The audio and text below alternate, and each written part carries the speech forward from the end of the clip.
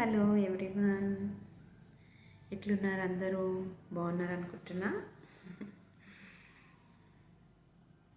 ఏం చేస్తున్నారు? నా వీడియోస్ వాచ్ చేస్తున్నాను, చాలా థ్యాంక్స్ మీకు.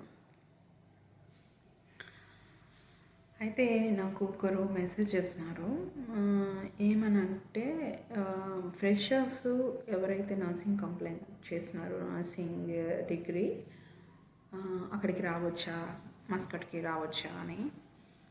ఫ్రెషర్స్కి అయితే ఇక్కడ అంటే ఇమ్మీడియట్గా ఏమి ఎక్స్పీరియన్స్ లేకుండా ఉంటే ఇవ్వరు. అట్లీస్ట్ మినిమం 2 years ఎక్స్పీరియన్స్ రావాలా. 2 years మినిమం ఎక్స్పీరియన్స్ అంటే క్లినికల్ సైడ్ కావాలా. అది కూడా జిఎన్ఎంస్ వాళ్ళనైతే తీసుకోవట్లేరు. కానీ కొన్ని remote areas, industrial side nursing ఉంటుంది. ఇండస్ట్రియల్ సైడ్ నర్సింగ్ అంటే కంపెనీస్లో నర్సెస్ లాగా వర్క్ చేయడం. Industrial nurse first aid treatment ఇవ్వడము, వాళ్ళకి మెడిసిన్ అడ్మినిస్ట్రేషన్ చేయడము, ఇంజరీస్ అయితే ఓన్ డ్రెస్సింగ్ చేయడము, ఎమర్జెన్సీగా పేషెంట్ని అసెస్మెంట్ చేసేసి పేషెంట్తో పాటు ఆ కంపెనీ అయిపోయి హాస్పిటల్కి షిఫ్ట్ చేసేయడము, ఇలాంటి వాటికి తీసుకుంటారు. అది కూడా రిమోట్ ఏరియాస్లో చెప్తున్నాను కదా, జిఎన్ఎంస్ని. అదే అందరూ తీసుకుంటారని అయితే చెప్పలేను. కొన్ని ఎవరైనాను షార్టేజ్ ఉంటేనే some times they will give notifications, ఇట్లా మాకు కావాలా, అర్జెంట్ నీడెడ్ అని. ఆ టైంలో మాత్రము తీసుకుంటారు. ఆ నోటిఫికేషన్ దగ్గర రావడానికి నోటిఫికేషన్ చూసుకుంటూ ఉండాలి. ఆన్ సైట్ని ఓపెన్ చేసి నోటిఫికేషన్స్ పడుతుంటాయి, చూసుకుంటూ ఉండాలి. అది. అండ్ ఏజెంట్స్ ఎవరైనా ఉంటే వాళ్ళతో కంటిన్యూస్ కాంటాక్ట్ చేస్తూ ఉండాలి.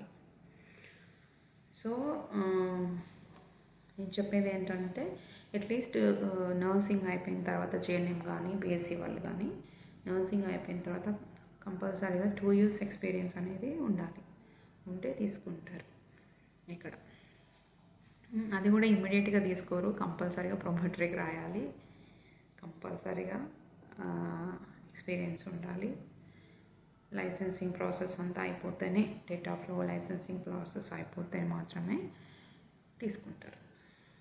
కానీ చిన్న హోప్ ఏంటంటే, మళ్ళీ చెప్తున్నా, ఎవరికైనా ఎమర్జెన్సీ నీడ్ ఉంటే అది రిమోట్ ఏరియాస్లలో తీసుకుంటారు జిఎన్ఎంస్ని. ఈవెన్ బిఎస్సీస్ కూడా ఎవరైనా విల్లింగ్ ఉంటారో వాళ్ళు వెళ్ళొచ్చు. కానీ విత్ ఫ్యామిలీతో ఉండాలనుకుంటే మాత్రం రిమోట్ ఏరియాస్ నేనైతే సజెస్ట్ చేయను. ఒక్కరు ఉండాలనుకుంటే బ్యాచిలర్స్గా వచ్చినట్టయితే వాళ్ళకి ఇస్తారు రిమోట్ ఏరియాలో. అకామిడేషన్ అక్కడ వాళ్ళే ఇస్తారు, అన్నీ చూసుకుంటారు.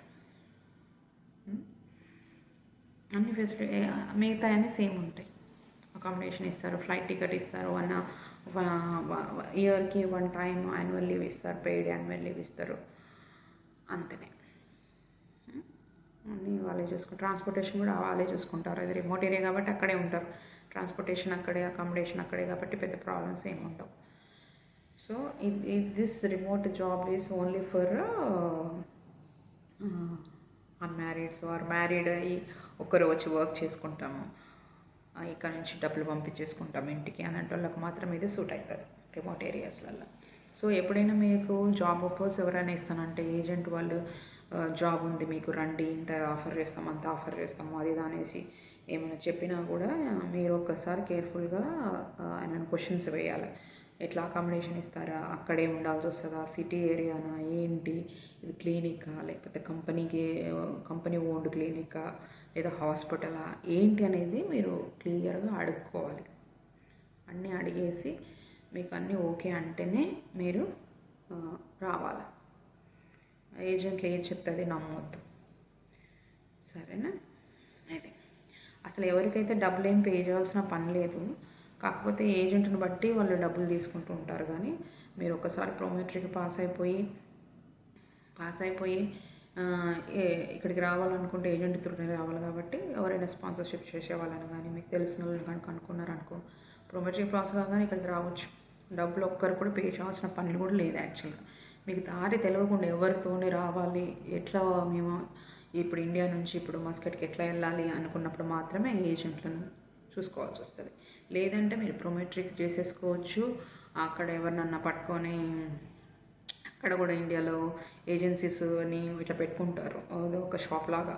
సో అక్కడికి వెళ్ళేసి మీరు కనుక్కోవచ్చు. ప్రొమెట్రిక్ ఏజెంట్స్ అంటే ప్రొమెట్రిక్ ఎవరైతే కండక్ట్ చేస్తారో అక్కడ కూడా కనుక్కోవచ్చు. మీరు ప్రొమెట్రిక్ ఎగ్జామ్ రాస్తారు కదా, అక్కడ కూడా మీకు కనుక్కోవచ్చు.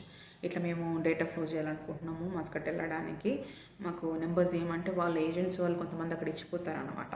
వాళ్ళని కూడా కనుక్కొని మీరు అక్కడ వాళ్ళని కూడా కనుక్కొని ప్రొమెట్రిక్ ఏది చూసుకుంటారో వాళ్ళు ప్లస్ ఏజెంట్స్ వాళ్ళు, then they will ask some money. అమ్మ డేటా ఫ్లోకి మనీ అయితే ఆ మనీ కూడా పే చేసేపోవాలి, వాళ్ళకి పే చేసి ఇచ్చేస్తే డేటా ఫ్లో చేసి ఇచ్చేస్తారు. మీరు ప్రొమెట్రిక్ ఎగ్జామ్ రిజల్ట్ ఉన్న పేపరు మీతోటి ఉండాలి. ఈ డేటా ఫ్లో పేపర్స్ మీ దగ్గర ఉండేస్తే మీరు నాకు కాల్ చేసినా పర్వాలేదు. ఏమైనా వేకెన్సీస్ ఉన్నప్పుడు, ఎక్కడైనా క్లినిక్లో ఇవి ఉన్నప్పుడు నేను కాల్ చేసినా, లేకపోతే నాకు కమెంట్ బిలో పెట్టినా కూడా ఇట్లా నేను వెయిటింగ్ ఫర్ దిస్ అని చెప్పినా కూడా నేను కూడా హెల్ప్ చేయగలను, జస్ట్ ఎట్లా రావాలనేసి. సో టికెట్ ఛార్జెస్ మీరు ఒకటి పెట్టుకొని ఏడుకు వచ్చినారంటే, టికెట్ ఛార్జెస్ కూడా పెట్టుకొని అవసరం లేదు నాకు తెలిసి. ఇక్కడ ఎవరైనా జాబ్ ఉందో చూడమంటే మేము వాళ్ళకి చెప్పేసినాం అనుకోండి, ఇట్లా ఉన్నారు సో అండ్ సో పర్సన్ ఇక్కడ ఉన్నారు, జాబ్ కోసం వెయిట్ చేస్తున్నారంటే వాళ్ళే మీకు వీసా ఇచ్చి ఇక్కడ తీసుకొచ్చుకుంటారు. అండ్ ఆఫ్టర్ ఇక్కడికి వచ్చిన తర్వాత వైవా కండక్ట్ చేసేసుకుంటారు, వాళ్ళే చూసుకుంటారు. వైవా కూడా వాళ్ళే పే చేస్తారు మనీ. లైసెన్స్ ప్రాసెస్ అవన్నీ కూడా వాళ్ళే చూసేసుకుంటారు. మీకు పెద్దగా మీరేం చేయాల్సిన పని లేదు. మీరు అక్కడ నుంచి చేయాల్సింది ఏంటి, అట్లీస్ట్ 2 years ఎక్స్పీరియన్స్ ఉన్న వాళ్ళు డేటా ఫ్లోకి ప్రొమెట్రిక్ మీరు కంప్లీట్ ప్రాసెస్ చేసుకున్న తర్వాతకి మీరు నాకు మెసేజ్ చేసినా కాల్ చేసినా కూడా I can help you out. ఓకేనా? Thank you so much.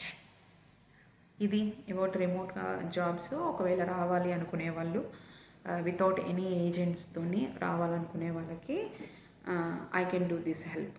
Okay, thank you for guiding. Okay, any questions ఏమైనా డౌట్స్ ఉన్నా కూడా మీరు నాకు కింద కామెంట్ పెట్టవచ్చు, నేను రిప్లై ఇస్తాను. ఇలాంటి వాటికి హెల్ప్ చేయమన్నా గైడ్ చేయమన్నా నేను చేస్తాను. అంతే అండి. Thank you for watching my video.